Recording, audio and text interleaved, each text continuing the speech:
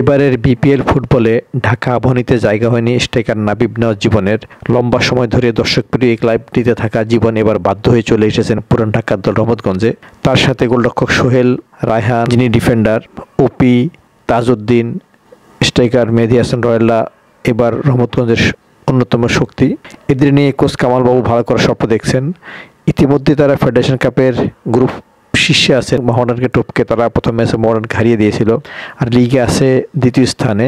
Club যেমন ভালো করছে তেমনি স্ট্রাইকার জীবনও ভালো করছেন, আর জীবনের এই পারফরমেন্সের উপর ভিত্তি করেই কিন্তু রহমতগঞ্জের এই ভালো অবস্থান। জীবন ইতিমধ্যে ঘরোয়া ফুটবলে এবার 7 গোল দিয়ে সবার উপরে আছেন। ফেডারেশন কাপে তিনি হ্যাটট্রিক করেছেন, অন্যদিকে লিগে করেছেন 4 গোল, ফলে 7 গোল দিয়ে তিনি অন্যদের চেয়ে উপরে আছেন। দর্শকপ্রিয় দল আবাহনী ছেড়ে পুরান ঢাকার দল রহমতগঞ্জে আসার কারণে জীবনের পারিশ্রমিক এবার অনেক কমে গেছে। এরপরে জীবন খুশি, কারণ গত 2 সিজনে আবাহনীতে তিনি অনিয়মিত হয়ে পড়েছিলেন।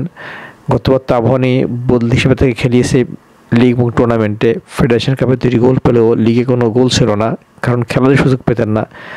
এবার রহমতগঞ্জে এসেছেন অনেক কম টাকায়, কিন্তু এরপর তিনি খেলার সুযোগ পাচ্ছেন, গোলও পাচ্ছেন, যা আত্মবিশ্বাসী করে তুলেছে এই স্ট্রাইকারকে। একই সাথে এই পুরান ঢাকার ক্লাবটি থেকে তিনি আবার ফিরতে চান জাতীয় দলে।